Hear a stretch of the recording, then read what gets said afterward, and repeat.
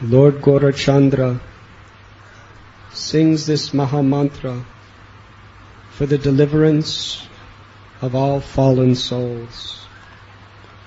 Hare Krishna, Hare Hare. Hare Krishna, Krishna Krishna, Hare Hare. Hare Rama, Rama Rama, Hare Hare. Fill yourself with divine love by chanting loudly just once all these names of Krishna. O Nanda Nandana, O Yashoda Jivan, O Sri Radha Raman, dancing with your arms in the air, chant, O Sri Madhusudan, O Gopi Pranadhan, O Murali Badana, O Agani Shudana, O Putana Ghatana, O Brahma Vimohana. Lord Gaurachandra sings this Mahamantra for the deliverance of all fallen souls.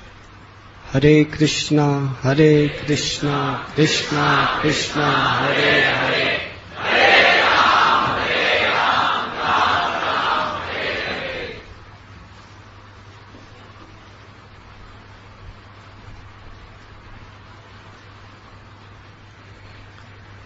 On behalf of all devotees, we offer our thankfulness to the participants of this auspicious drama revealing the pastimes of Lord Jagannath. Where are these deities from?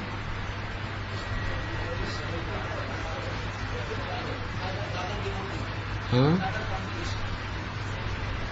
It's in someone's home, these deities? Very beautiful. If we have nice kirtan, they may never want to leave our temple.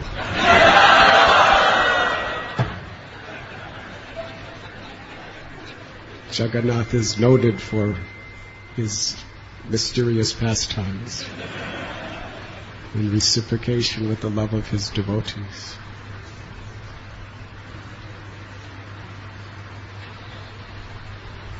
In order to actually see the form of the Lord, Brahma Samhita instructs us, Premanjana Churita Bhakti Vilochanena.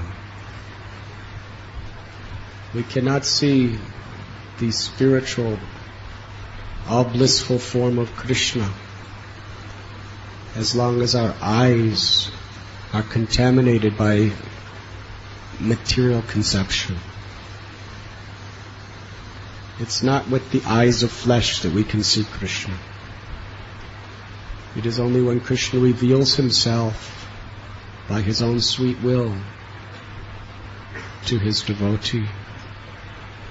And when does Krishna reveal himself? When our eyes are decorated with love, with the cosmetic of love. When there is love in the heart, Krishna reveals himself even before our eyes. Yes, Krishna is none different than the deity. By his own sweet will, he incarnates in the form of our Trimurti. Why? To give us an opportunity to develop our love. Love is developed through service. Through selfless, devotional service under the auspicious guidance of Krishna's dear devotees.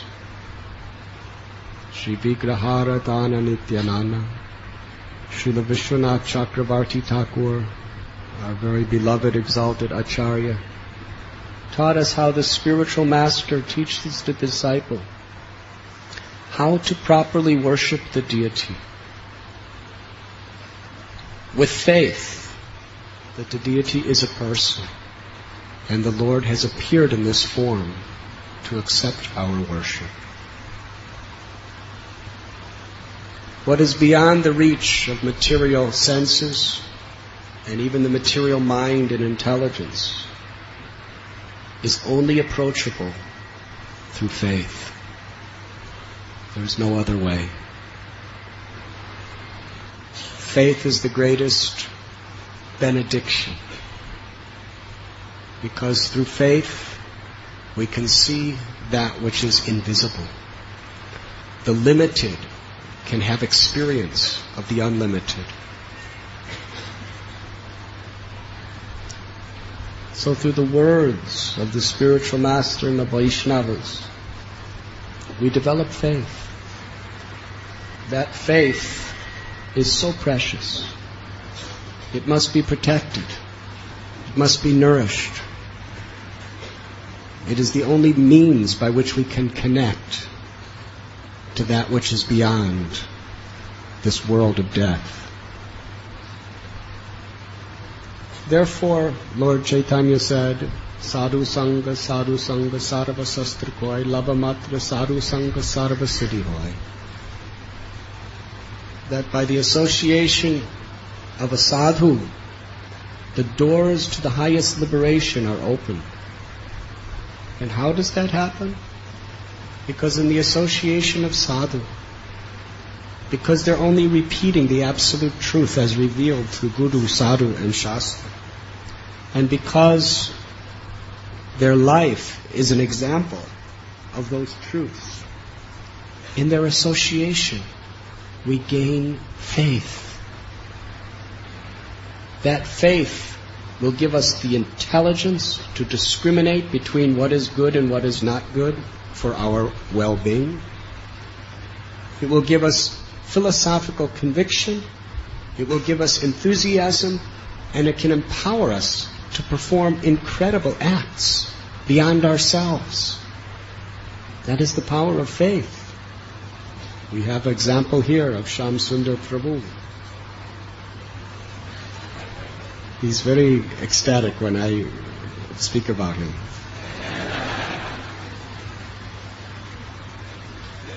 Actually, I think that Lord Jagannath, Baladev and Subhadra appear just in reciprocation to Shyam Sundar Prabhu. Because for the first time in the Western world, Lord Jagannath was revealed to the people of the world to the extent of having regular Rathayatras. And how was he revealed to the world? Through the hands of Shyam Sundar Prabhu.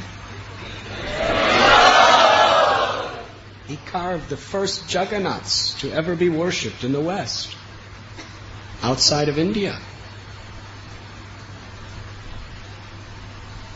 And how did he do it?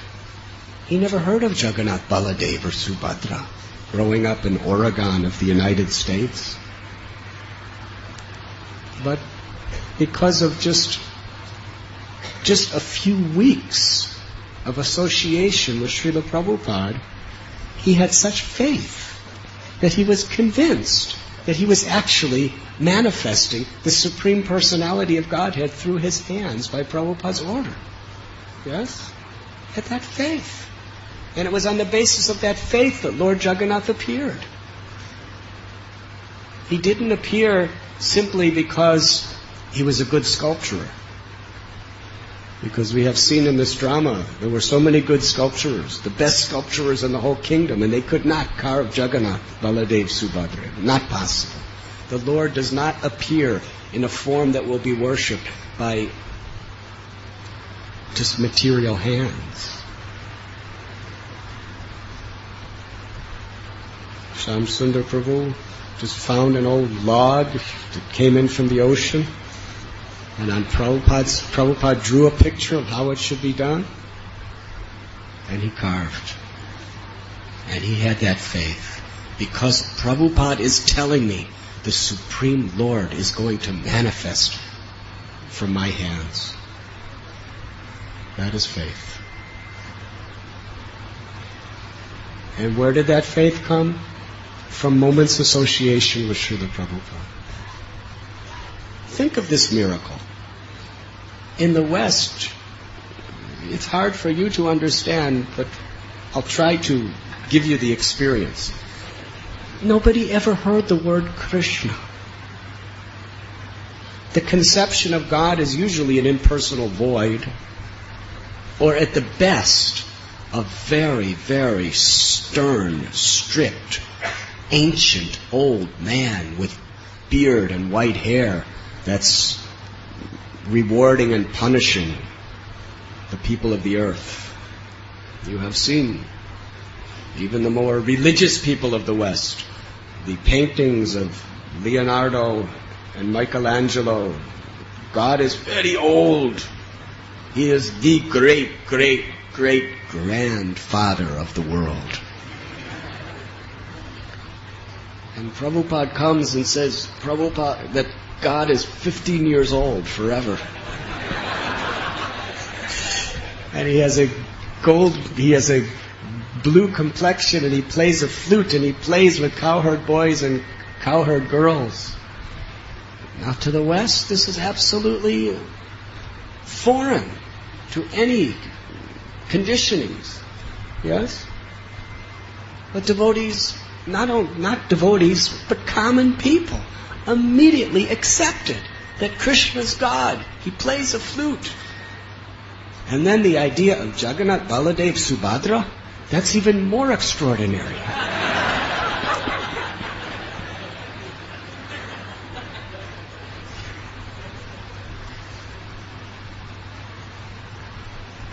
But hundreds and thousands of people accepted this is God. Why? Because Prabhupada had such love, such compassion, such realization that when he spoke, he gave us faith. And in that faith, devotees could dedicate their lives and souls to worshiping Jagannath.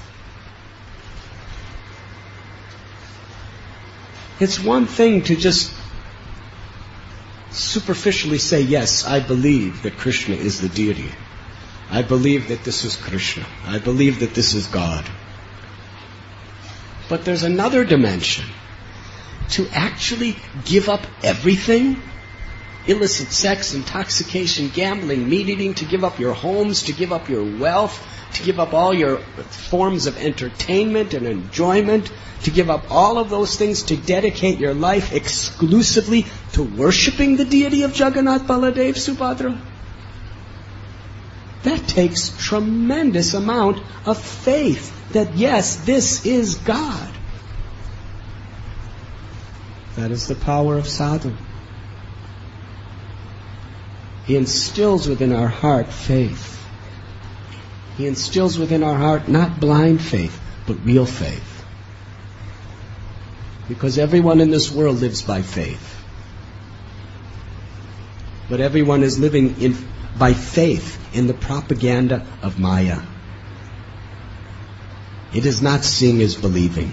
Because 99% of what everybody believes they've never seen. And that is a fact.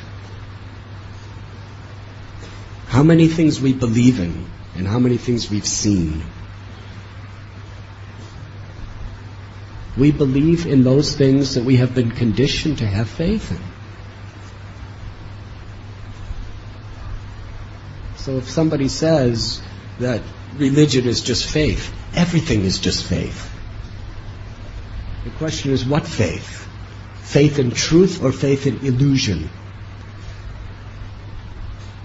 Faith in what God reveals through Scripture and through the great acharyas, prophets, and saints throughout the ages? Or faith in what just money-making, greedy people want you to believe? That's really what our choice is. Mahat sevam dwara mahurva muktais tamodwaram yoshita sangi sangam. When we serve the great souls, the doors to liberation open. Because we gain faith. We gain conviction. And through that faith we get by hearing from the great souls, we get spiritual power. Shyam Sundar Prabhu is the example. He was empowered to do such incredible things. Incredible things. Starting temples in San Francisco, one of the main cities of America. Starting center in London. Starting projects in India. Coming to India, never saw an Indian before besides Prabhupada in his whole life. He comes to Bombay, establishes Cross Maidan Pandal program, and there's 50,000 people coming every day. He didn't know a word of Hindi. He didn't know any politicians. He didn't know anything. But Prabhupada wanted a big program, so he did it. It was the largest such spiritual affair in Bombay, probably in history. Haribo. How did he do it? Because he was empowered by faith. But when we associate with materialistic people,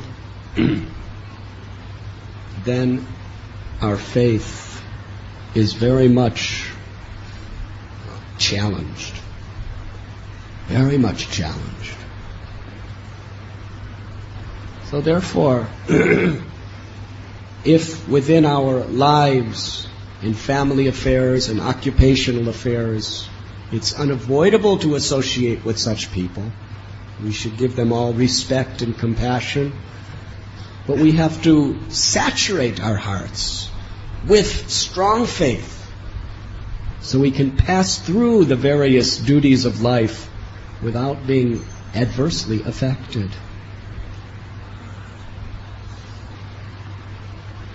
Therefore, association is of such a precious, precious gift of God. We should never see it otherwise. Association with any devotee is a gift.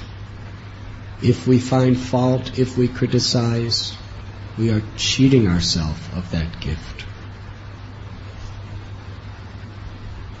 Because we need each other desperately. And if anyone does not believe in this, just wait and see what happens. Maya will catch you. And before you know it, your bhakti is hidden, covered, and apparently lost. Prabhupada said, one who thinks that they can become God conscious without the association of devotees is insane. Strong word, but accurate. So, yes, such a precious gift is the association of devotees.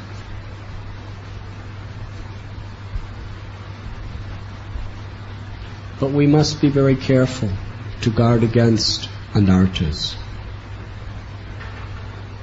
because they are attacking from without and they are also attacking from within. One such anartha, which is the propensity of most of us, is to act in such a way that causes pain to others. Cruelty. When we're envious of others, we're inclined to cause them pain. Even amongst devotees this could happen. And there's another anartha. When you see someone suffering, when you don't extend yourself with compassion to give them Krishna conscious, that is another type of violence. So Bhakti Vinod Thakur explains that there is a particular demon of Vrindavan that represents these qualities in our heart. Do you know who that demon is? Please say if you know. He was the younger brother of Putana and Bakasura. What was his name? Very loudly, please. Everyone, congregationally chant his name. Very loudly. Yes, Agastya. Actually, you make great spiritual advancement chanting his name. Should I explain why? One day, Krishna decided to have early morning breakfast picnic in the pasture grounds of Vrindavan on bank of Yamuna. So on that day, Krishna rose very early, and to call all of his cowherd boyfriends, he blew his buffalo horn. Hundreds and thousands of cowherd boys came with so many calves. In fact, the word used is asankhya. Asankhya means when you put 1 and there's 17 zeros after the 1, that is an asankhya. That is the number of calves that came with the cowherd boys. If any of you mathematicians want to tell us exactly what that number is, you can inform us.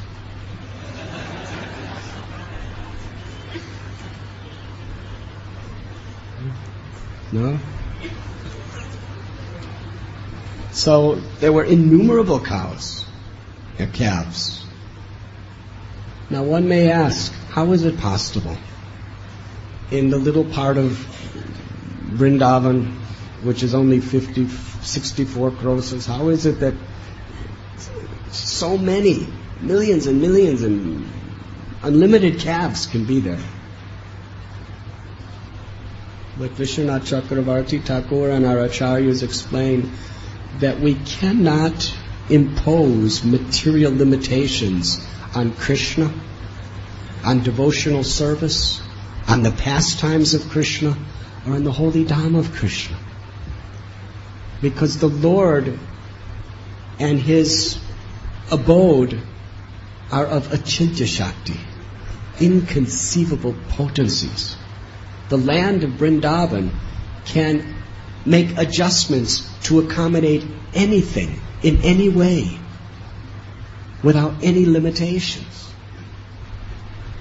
In fact, our acharyas tell us in Vrindavan, in one small section, we can fit billions of universes, each one 50 million miles in diameter.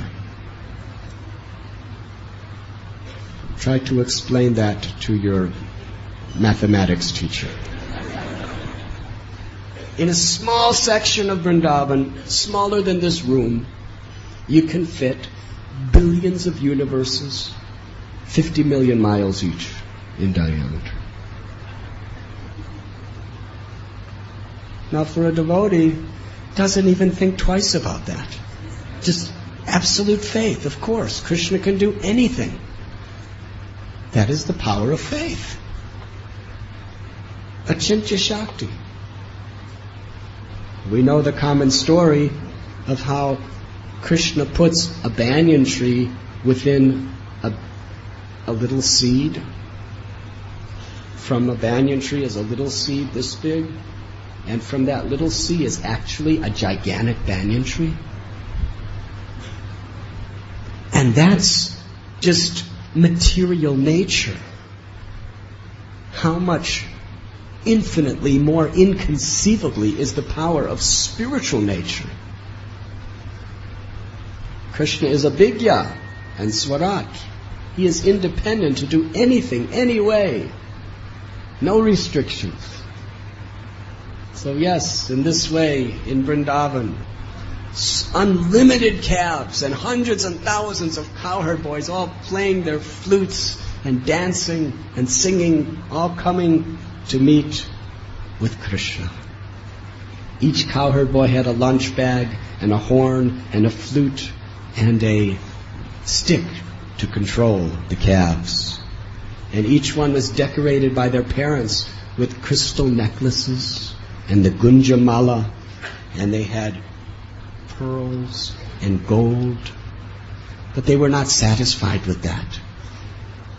As soon as they came into the forest, immediately they began decorating each other with fruits and leaves, wild flowers, peacock feathers, and soft minerals.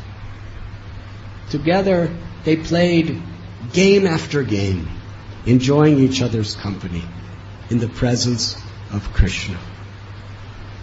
One boy would steal another boy's lunch bag, and then he'd give it to another boy, and the boy would be running after trying to get his lunch bag, because for cowherd boys, lunch bags are very important. For brahmacharis also, actually.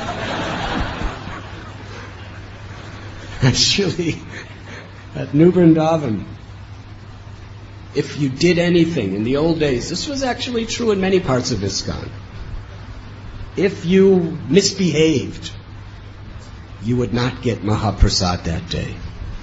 And that was such a serious penalty. It was devastating. It was, for a materialistic person, it was like getting 6 months in prison. No Mahaprasad. And there were other penalties that we will not discuss.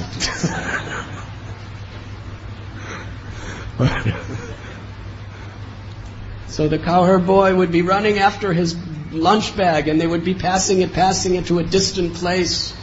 Sometimes they'd hide it under a tree in an area of thorns where there were red ants, so the cowherd boy couldn't get it. And then somehow he'd try to get it, he'd get closer to it, and they'd take the lunch bag out and then throw it to another boy, and the boy would start crying. And all the other boys would be laughing and laughing.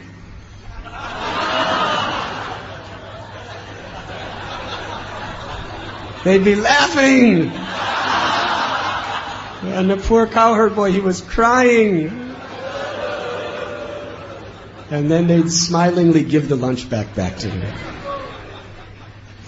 Krishna would go to a distant place to see a nice scene, the scenery of Vrindavan. He would enjoy looking. And one of the boys would say, I will touch Krishna first. And another Gopa would say, no, I will touch Krishna first. And another would say, no, I will touch Krishna first. And all these hundreds and thousands of boys would be charging at Krishna to touch him first. And everyone would touch Krishna first. Krishna's inconceivable potency. He can satisfy everyone's innermost desires. Each boy was differently engaged, all for the pleasure of Krishna. One would be playing his flute very sweetly. Another would be blowing his horn made out of the horn of the buffalo. Some of the boys were imitating the sound of the buzzing of the bees.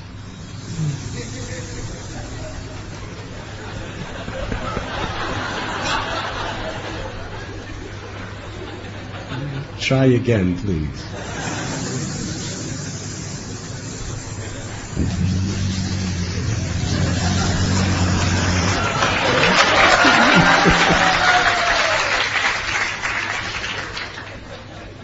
And others were imitating the sweet singing voices of the cuckoos.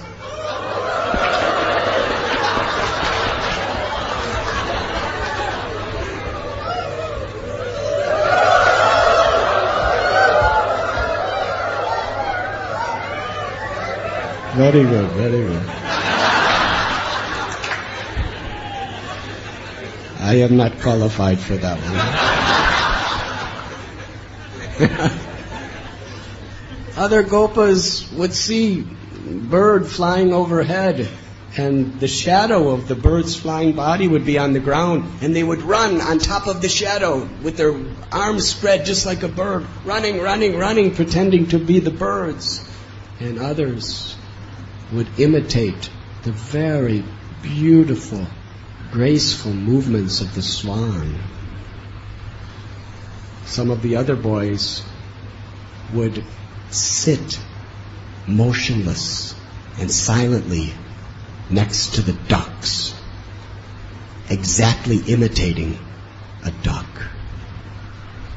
And others would dance perfectly imitating the dancing of the peacocks. Some of the boys, they would see baby monkeys in the branches of trees and pull their tails, and the monkeys would go.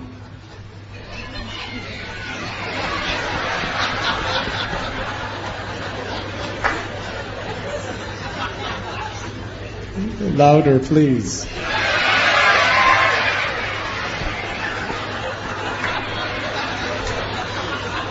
Very good. This challenge must certainly be coming from previous lives.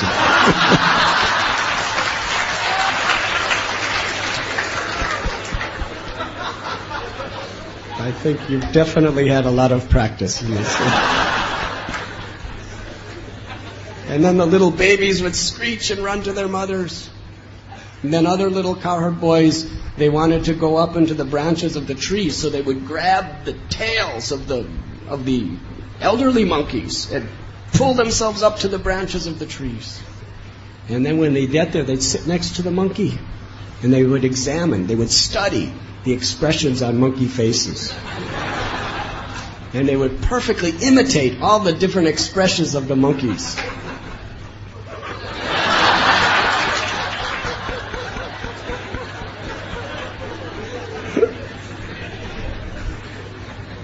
And then, imitating monkeys, they would jump branch to branch to branch on the trees of Braja.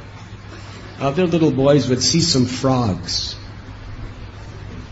They'd hear the sound of the frogs and sing just like them.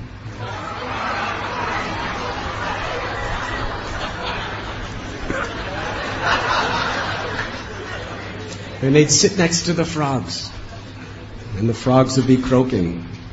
And then the little boys would see the frog jump in the lake, and all the boys would, exactly like the frog, jump into the lake. When they would see their reflection on the lake, they would laugh very happily, laughing at their own reflection on the lake, making fun of it. You know, who are you? Who are you? What are you doing? And then they would all go to a well, and they would shout names in the well. And when they would hear the echo, they would chastise the echo. Who are you? Who are you? Who do you think you are saying these things? And they would speak ill names to the echo. In this way, they were playing so nicely with Krishna. Herein Sukadev Goswami describes the supreme glory of the Brijabasis. How they are so intimately playing with Krishna as a friend, Sakyaras. That personality who is the source of the Brahman effulgence that is worshipped by the Jnanis for liberation. That personality who is worshipped as the supreme personality of Godhead by the devotees with great reverence, with great sacrifices, with sadhana. The cowherd boys were simply playing with him throughout the entire day, laughing and singing. Even the greatest of the mystic yogis, through thousands and thousands of lifetimes of tapasya and penance, cannot taste even a single speck of dust from the lotus feet of Krishna. But the Gopas of Vrindavan were freely playing. How is this possible? Sukadev Goswami explains, because they had acquired heaps and heaps and heaps of pious activities. But our beloved acharyas explain they are not material pious activities. Krita Punya refers to activities in devotional service that were so pleasing to Krishna that they literally controlled Krishna. One cannot achieve Krishna consciousness by even millions and millions and millions of births of pious activities in this material plane of karma. Bhaktya tvananyaya shakya aham evam vidu. It is only by bhakti, it is only by devotional service that one can be seen as he is, that Krishna can be seen as he is. So there's krita punya. These pious activities referred to here are activities of devotional service, which conquer Krishna so much that he, by yogamaya potency, causes you to forget he's the supreme Brahman. And we love him and play with him as our most intimate, loving friend. This is the greatness of the Brijabasis. The Jnanis, the Karmis, and even the Dasya Bhaktas of Vaikuntha have no access to such playful pastimes with the Supreme Personality of Godhead. But Krishna comes under the control of those devotees who love him, following in the footsteps of the residents of Vrindavan.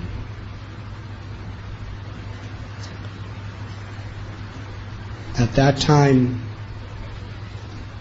a demon of the name Aga entered into Vrindavan. He was sent by Kamsa specifically to kill Krishna. But he had his own determination as well, because Krishna had already killed his elder sister Putana and his elder brother Bakasura. So he was thinking in his heart, with great cruelty, how to avenge Krishna. He decided that he would offer the dead bodies of Krishna and all the residents of Vrindavan as sesame seeds and water in honor of his departed brother and sister, to satisfy their souls. With this in mind, Aghasura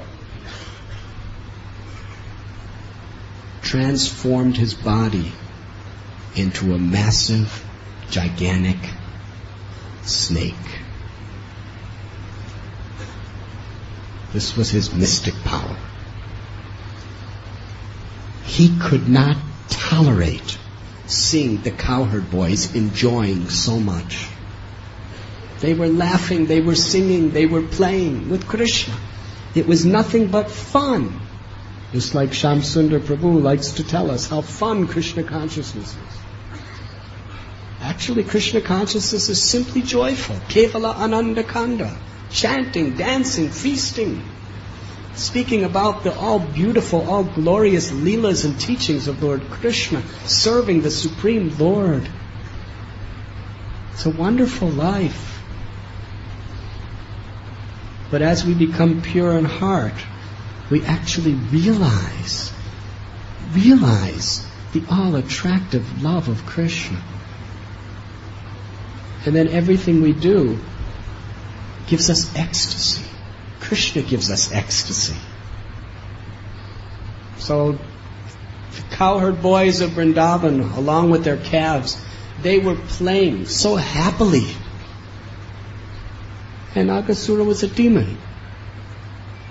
He was trying to find happiness in his life through manipulation of material nature, through material sense enjoyment, through somehow or other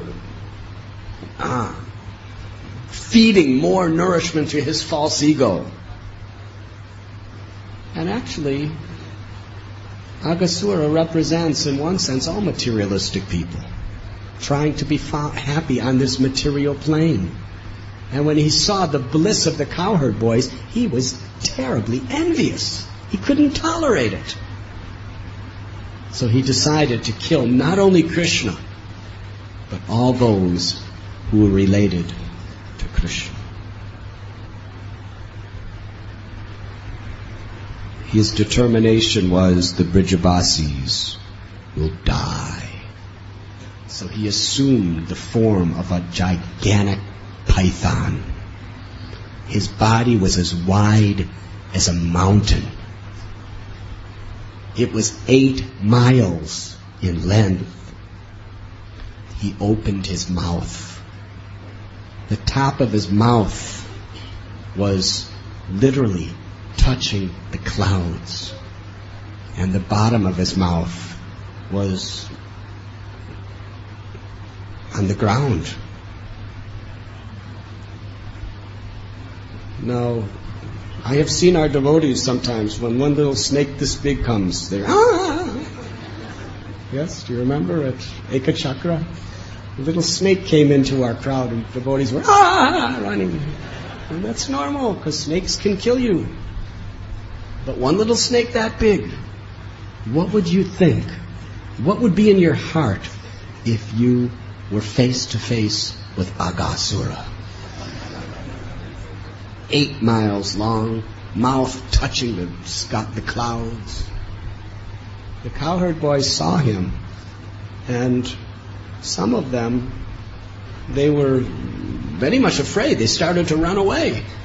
Another cowherd boy said, No, why are you running away?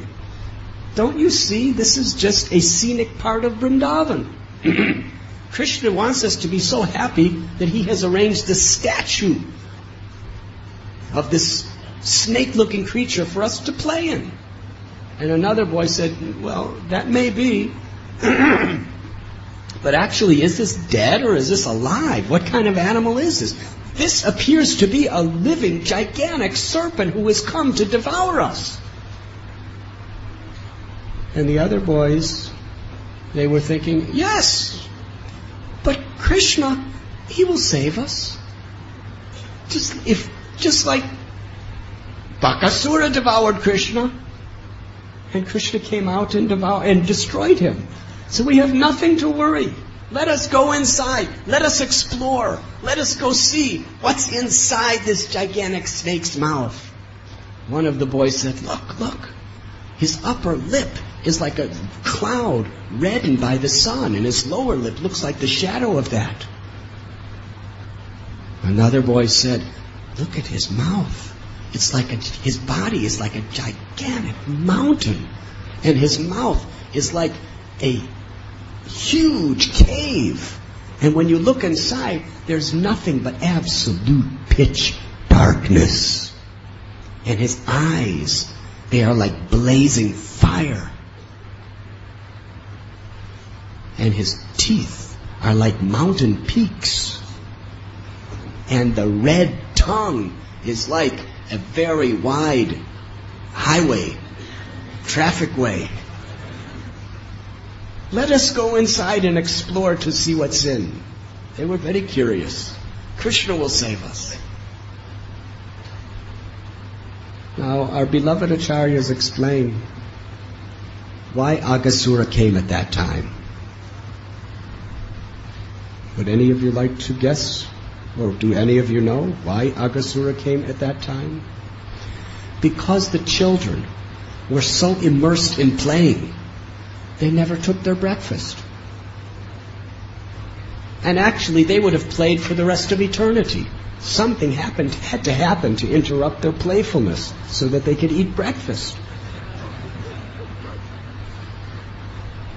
And even Krishna himself gets so completely absorbed in the leelas with his devotees that although he never forgets anything, he's the knower of everything at all times, by his own sweet will, he forgets. Just so that his leela is more enjoyable. At that time, he empowers his leela shakti, his yogamaya spiritual potency, to orchestrate various events. So the Leela Shakti of the Lord influenced the Paramatma in the heart of Aghasura to come in the form of that gigantic snake right at that time when they were supposed to eat breakfast. Hare Krishna. So, Aghasura was there, and his breath was like a wind. I mean, all of you are breathing, but nobody cares. But Aghasura, a wind that was actually affecting hundreds and thousands of cowherd boys and unlimited calves. And they began to speculate, what is that smell, that horrible smell? And Krishna Prabhupada says, the cowherd boy said, it smells like fish. And others explain it smells like burnt dead corpses due to all the animals and other living entities that he devoured. So the little gopas, they considered this a very scenic spot, and they were very eager to see how Krishna would save them. So they, laughing and clapping, they all looked Krishna right in the face, smiling, and then they ran into Aghasura's mouth. Haribol. Now Krishna was listening to them discussing this idea of going into Aghasura's mouth, and he decided, I must stop them. They do not know this is Aghasura, one of the most powerful, devouring Rakshasa demons. I will stop them. But before he was able to stop them, they already ran in his mouth. We may ask this question, if Krishna is the controller of all controllers, why couldn't Krishna stop them? The reason is this. Because the boys, the cowherd boys, they had such a strong desire to do something wonderful, to see how Krishna would save them. That was their desire. And Krishna had his desire to stop them. And their desire was to run in so that Krishna would have to save them.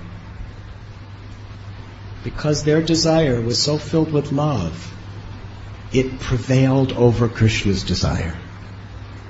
This is the power of bhakti.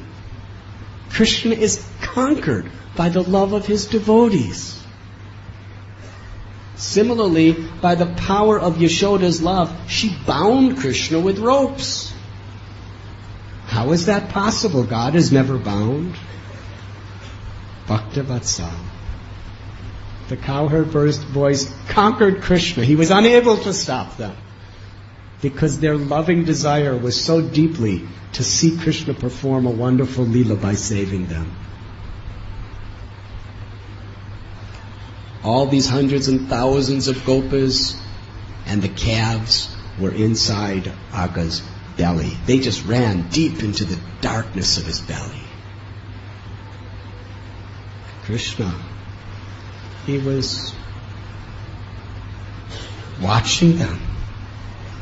It appeared that they were like pieces of straw entering into a blazing fire. Krishna felt great compassion. And he was astonished. Krishna was actually astonished because he knew that these boys entering into the flaming mouth of Aghasura, flaming means very dangerous, deathly. It was not due to their prarabdha karma that they were in that situation, because they had completely pure hearts. And someone with completely pure hearts is being directed by the Paramatma within their hearts, and the Paramatma never does anything against the wish of the source of the Paramatma, Krishna. So therefore Krishna decided, this is all being done by my Leela Shakti. This is all being done to increase the reciprocation of our love. Krishna is bound by the prema of his devotee. Aghasura did not close his mouth because he was waiting for the killer of his brother and sister to enter. So Krishna was thinking how to kill this demon without harming all my friends who are within his body? This is a good question, is it not? If you kill a demon, usually anything inside the demon's dead too. So Krishna decided, with this in mind, to enter into the mouth of Aghasura personally. Because he is Hari, one who takes away all dangers from the life of his devotees. After Krishna entered into Agha's mouth, the great Python Asura closed his mouth tight shut. And you know what pythons do? Did any of you ever study pythons? Even little pythons. What to speak of 8-mile pythons?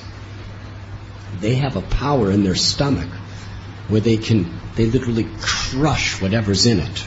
Their stomach expands and contracts, and when it contracts, it just crushes and kills anything in it. It's like we have a big python can eat a goat. Yes? Even these little earthly pythons of Kali Yuga, they can eat a goat. And then the goat just... How does it do? Something like that. Just crush it until just make it into liquid. Just pulverize it like a juicer. And then they digest it. So when he started contracting his belly, Krishna began to expand himself. Aghasura was contracting his belly to crush them to death, and Krishna expanded himself, and he was trying, and then Aghasura tried to expand himself because he was suffocating. No air would go in and out. Krishna completely consumed all the space within his mouth. So Agha was in his mystic power, he was expanding himself, and Krishna expanded himself more and more and more and more and more until Aghasura suffocated. His eyes were bursting and rolling in agony. And there was no place for his life air to escape due to the pressure of Krishna's body in his mouth. The life air burst from the Brahmarandra and the top of the head and entered into the sky in the form of a beautiful light. Meanwhile, Krishna saw that his gopas were actually laying there dead in an unconscious state with all the calves. So by a single glance upon them, they all came back to life. How is it that they were in such an unconscious state? Because in the complete darkness they couldn't see Krishna. They felt intolerable separation from Krishna. And also that python's mouth, when he shut it, was so extremely hot that they couldn't survive. But Krishna brought them back to life. And then by his powers, Aghasura's mouth opened. Now, it's very interesting that previously Krishna killed Putana. She was a 12-mile demon. But Krishna remained the size of a tiny little baby. And Trinavarta was a massive whirlwind. But Krishna remained the size of a little baby. And Sakatasura, he was a big demon in the form of a cart. And Krishna just kicked him in the size of a little baby. And Mother Yashoda, when she tried to bind Krishna with such tremendous length of rope, just hundreds and hundreds of ropes were tied together, it did not go around Krishna's waist, but Krishna didn't grow in size at all. He remained just a tiny little lovable baby. So why, in this case, did Krishna expand himself so big? To kill Aghasura. The explanation is given by Vishwanath Chakravarti Thakur, that in the Putana Lila, Sakatasura Lila, Trinavarta Lila, in the Lila of Damodar, Krishna was in the presence of his mother, his fathers, the Gopas and the Gopis. And he did not want to disturb their ras with him. Their ras with him is that they loved him as a little child, a baby. So he could perform such incredible, opulent powers, but still appear to them as a helpless little child. So he did not want to disturb their mood of love for him. But in this case, Yashoda and Nanda Maharaj were nowhere around. And Balaram, this happened to happen on his birthday. So Rohini Devi, she kept him home to give cows away in charity to the Brahmins and to give him nice blessings. And the cowherd boys and the calves, they were all unconscious. So there was no one to see. So there was no rasas to interfere with. So he just grew and grew and grew to such a size, bigger than the sky. And then he came back to his original little size as a 5-year-old cowherd boy in his Poganda Lila, and came out of the mouth, along with his boyfriends. All the gopas and the calves were laughing and dancing and singing, smiling as they danced out of Aga's mouth. This is extraordinary, because Agasura was feared by even the devatas, the demigods, who believe that they're immortal because they drink nectar. They feared him. They were praying for his death. But yet the little cowherd boys fearlessly just ran right into his mouth. What is the difference between the demigods and the cowherd boys? The demigods have their selected famous weapons that they all hold. They have their carriers that they're famous for.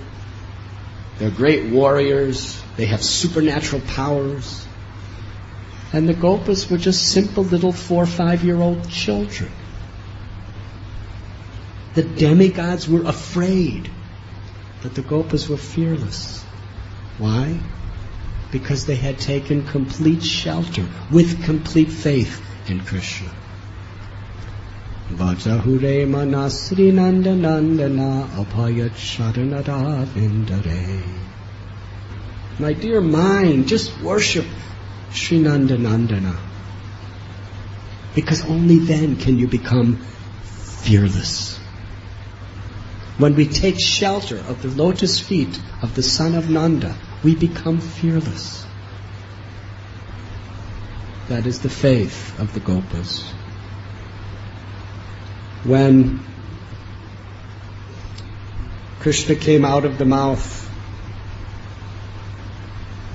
the demigods were watching in great amazement. They saw this effulgent spiritual light that was the very soul or life force of Aga enter into the body of Krishna. Now generally, you can never see the life force. The life force that comes out of a person's body is invisible to material eyes. We have seen people die, perhaps. Do you see a light come out of them? It actually comes out of them, but we don't see it because it is spiritual. However, in this case, by Krishna's own potency, he made that light visible because he wanted to show clearly to the demigods, to the devotees, and to the whole world how he is compassionate to even the demons. He wanted everyone to know that Agasura achieved liberation. He achieved Sarupya Mukti. which means achieving the same type of form as the Lord in Vaikuntha. He was not able to go to Goloka because he had not developed Braj Bhakti. He had not followed in the footsteps of the residents of Vrindavan. But he was given the liberation of going to Vaikuntha to live as an eternal servant of Lord Narayan with the same type of spiritual body as Narayan himself, Sarupya Mukti. How is this possible? Because Krishna is all pure. Ordinarily, in order to achieve the destination of the spiritual world, we have to completely purify our lives by a lifelong effort of sadhana. By purifying our minds and our hearts of all sinful activities, all sinful attractions, by hearing the glories of the Lord, by serving the devotees of the Lord, by chanting the holy names of the Lord.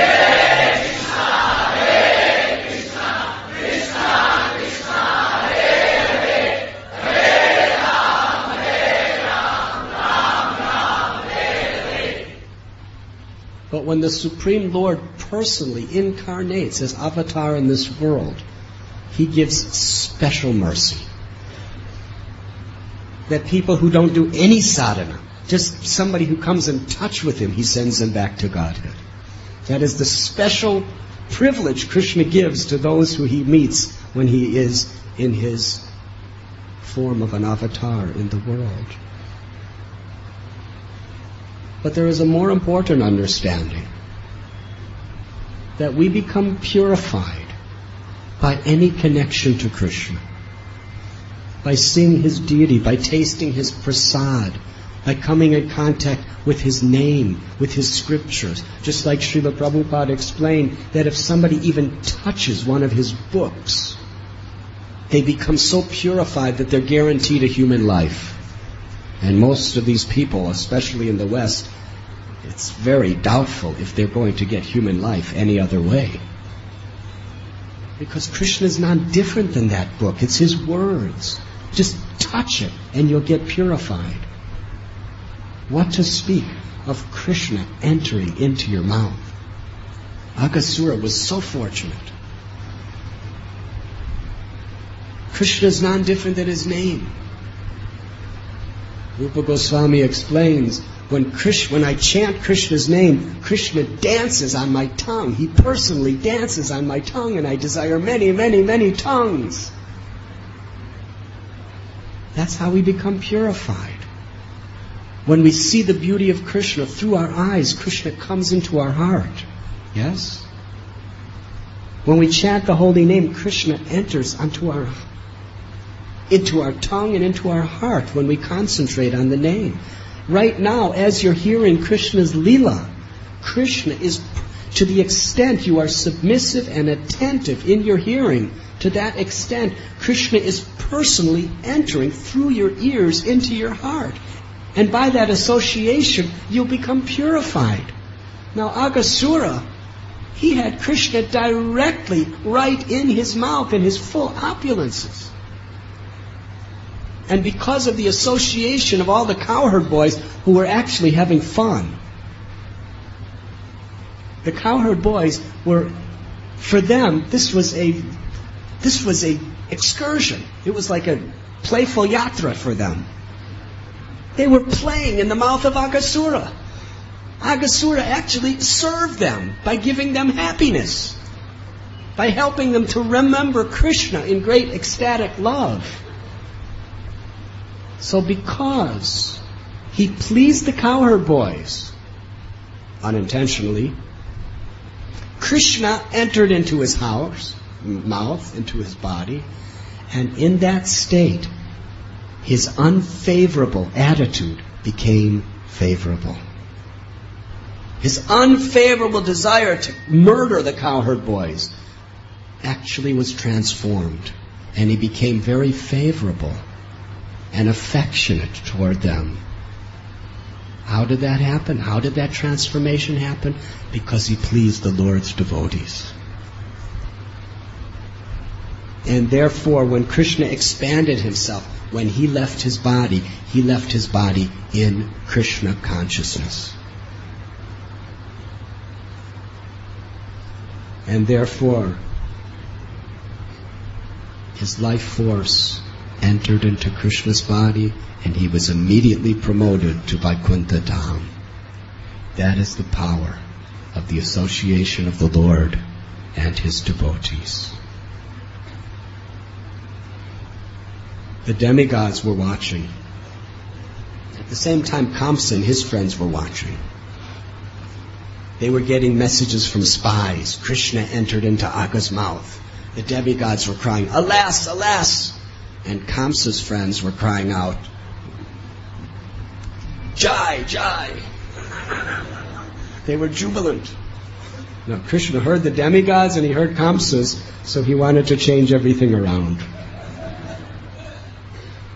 So now, all the demons were saying, "Alas, alas, Agga's dead!" And the demigods were jubilant. They were playing drums, big drums, not mridanga like these. Big boom, boom. Sound? What is the sound of big drum? Very loudly, very loudly. No, very loudly. Like something like that. Demigods were playing drums, boom, boom, boom, boom, but they were with rhythm. And the apsaras were dancing, and the Gandharvas, they were showering flowers. More than Pushabhishek. What, we get 1 ton of flowers? There were millions of tons of flowers falling from the sky. It was really a Pushabhishek festival. As every demigod showering, all sent the parijata flowers from the heavenly planets on Krishna. It was a joyous occasion. And in all the different lokas of the universe, Mahaloka, Janaloka, Tapaloka, Satyaloka, they were all having big, big festivals, Swargaloka. And Brahma just saw millions of festivals going on everywhere. What is happening? I want to see. So he came down and he understood Krishna had just killed the Aghasura. Parikshit Maharaj describes how this took place when Krishna was in his Kumar Leela. He was only 5 years old. It was Kumar Leela. But it wasn't till 1 year later, when Krishna and the Gopas were in their Poganda Leela, that it was described to the residents of Vrindavan.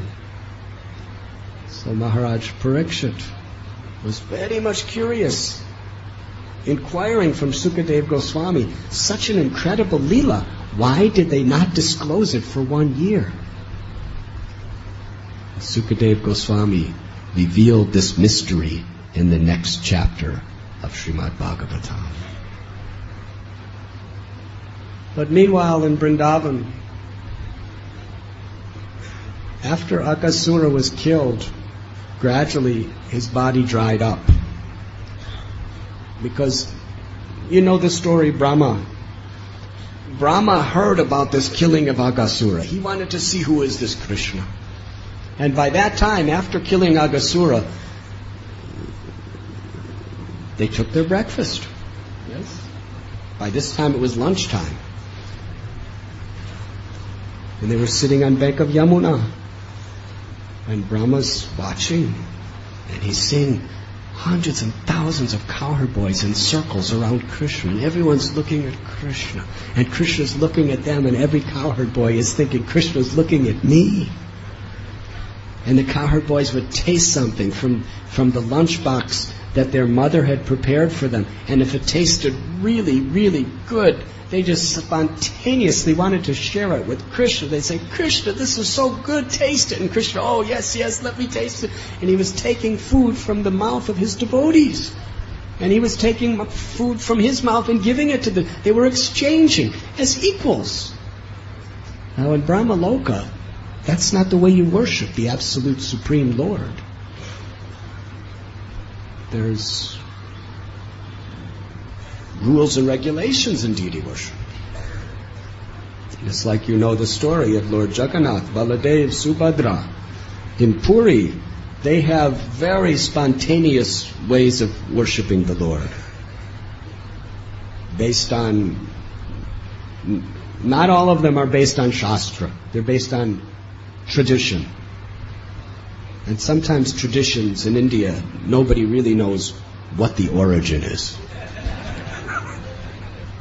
So Ramanujacharya was on a yatra, and he was establishing pure devotional service.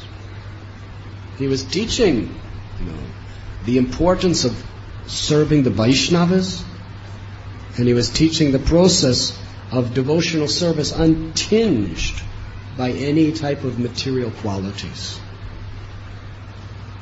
And at various temples he was establishing proper standards. So he went to Puri, and he saw that they were doing sevas to Jagannath, that there was no basis according to Shastra. So he was correcting the pujaris. You have to do it according to the system. So that night he went to sleep, and Jagannath appeared to him in a dream and told him that they are worshipping me in pure love. I don't care about your rules and regulations. Do not disturb my devotees. Then he picked up Ramanujacharya in the dream and threw him. And he was sailing through the air. And then he woke up, and he was in Kurmakshetra, hundreds of kilometers away. So yes, in Brahmaloka, things are done according to proper rules and regulations. So Brahma is saying this. The Supreme Personality of Godhead, Krishna, he has descended in this world, and he's just associating with little cowherd boys, and he's eating the food from their mouth?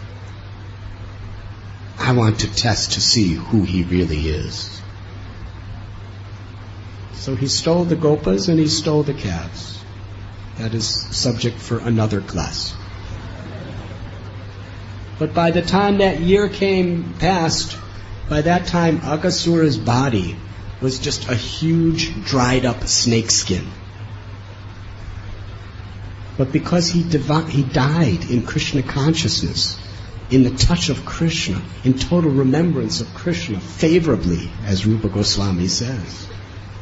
Therefore, not only did he go back to Godhead, but his body became so sanctified, it became a favorite playground for the cowherd boys to play on.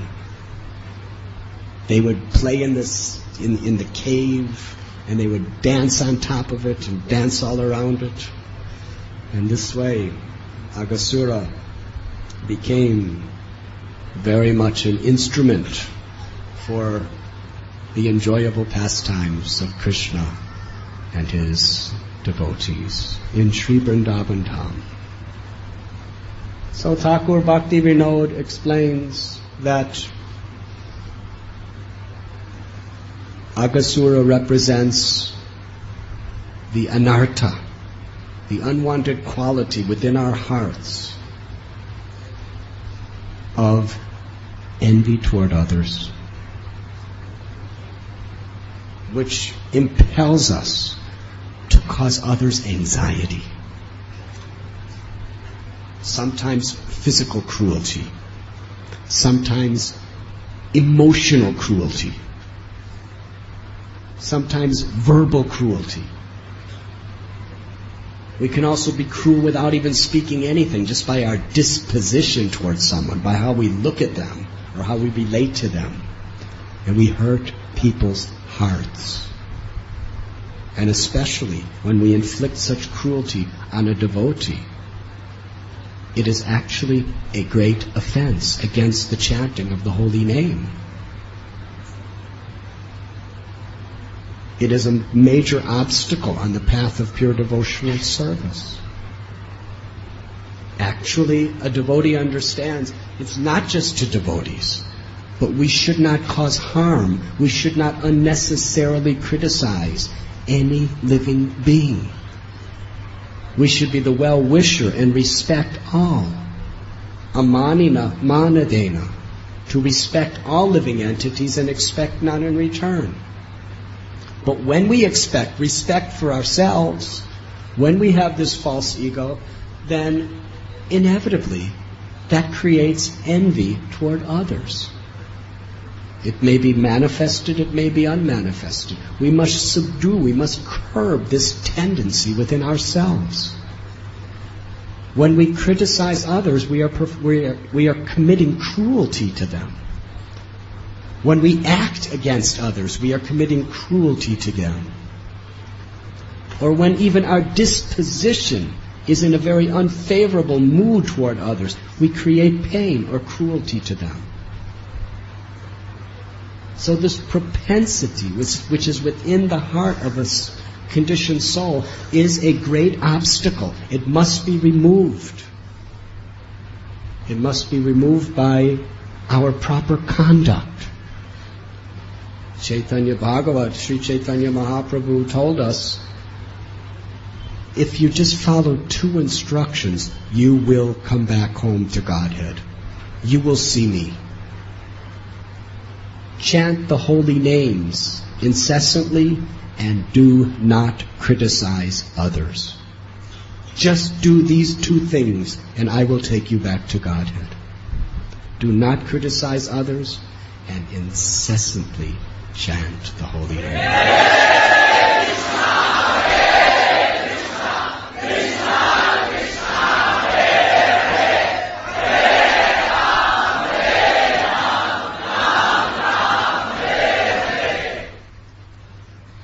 So Aghasura, the demon within our heart that represents causing trouble to others. And also Thakur Bhakti Vinod explains he represents another offensive mentality. The unwillingness to help others by giving them Krishna consciousness. By helping Srila Prabhupada and our beloved Acharyas to spread the prime benediction for all humanity, the chanting of Krishna's name.